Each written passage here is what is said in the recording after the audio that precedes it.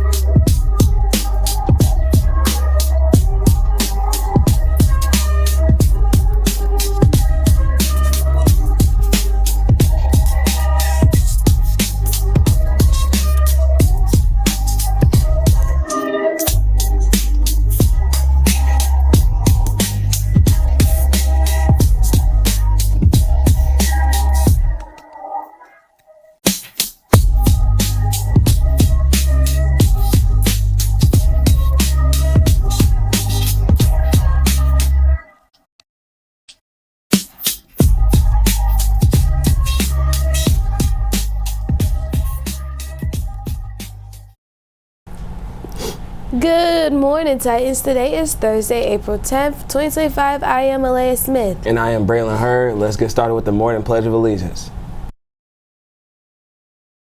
I pledge allegiance to the flag of the United States of America and to the republic for which it stands, one nation, under God, indivisible, with liberty and justice for all. Attention Titans, by now you should have received an important testing notification from Ms.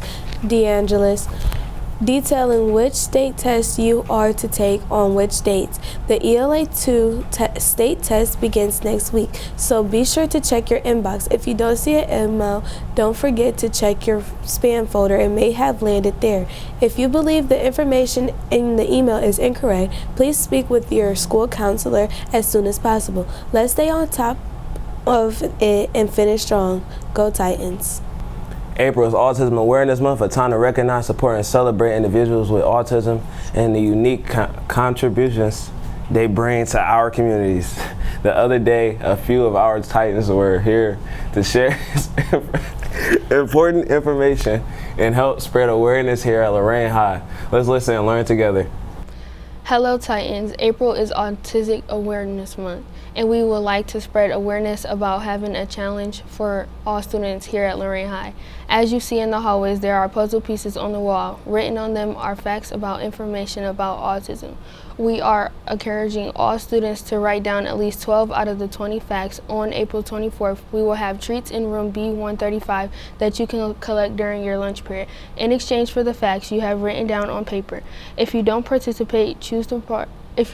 participate, we hope you will still read what's written up and learn something that you may not have known before.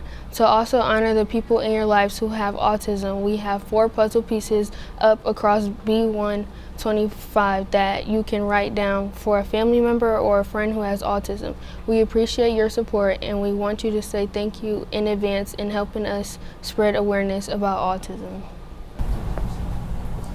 Thank you to our amazing students for helping us better understand autism and the importance of acceptance and inclusion. Let's continue to show our support, and not just this month, but every day. Together we can make Lorain High a place where everyone belongs.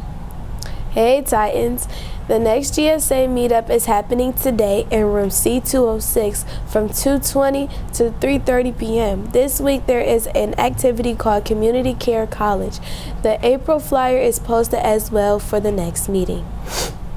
Get ready to step into a night of magic, mystery, and elegance at Arabian Nights. Date May 16, 2025, time 6:30 p.m. to 11 p.m. Location German's Villa. Tickets $50 per person. $50 per person.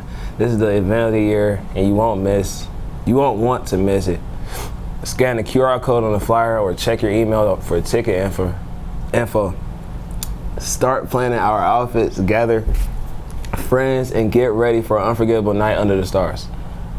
We would like to show another short portion of Sierra and Liz's interview with Governor Walz from the other night. As an inspiring college student, how concerning do you think it is that efforts to dismantle DEI initiatives are leading to the elimination of historical accomplishments of minorities who have been honorably serving our nation? Yeah, I worry about this because I think it doesn't take in the historical context of this country. I think it is simply not debatable. Not all of us start at the same starting line on things. Right, yeah. And I think one of the things that I've always talked a lot about is we don't talk enough about why are we focusing so heavily on making sure that communities are represented. It's because the underrepresentation in years past, but more importantly, for example, in the state of Minnesota, 70% of our workforce and leadership is going to come from communities of color. It does all of us the best to make sure that they have the best education, the best opportunities, the best health care, the best access to capital if they want to be entrepreneurs. Right. And I think I've been talking a lot about this. I think this got defined for a lot of people the wrong way, and we really define it about opportunities for all of us. So I do worry that it makes it harder. I tell people, and this is true, people my age, when I was like you in high school at the time, two things I never worried about. I think back on these, I never worried about being shot in school, and I never worried about how to pay for college. Not because my family was rich, they weren't at all, but Right. it was affordable and anybody could go. What that did was gave me the ladder of opportunity to do what I wanted to do. I'm afraid there's a lot of people out there use that ladder and now they're pulling it up behind them, so the rest of us can't go. So I would leave you with this. I think it's important for folks my age to note it is much more difficult to be a young person today than it was when we were growing up. Both societal pressures, economic pressures, and opportunities, all of those things are more challenging. I think it's really important that elected officials are hearing that, trying to do Right. something about it. If you could change one thing about the American political system, what would it be and why? Wow, that's a good one.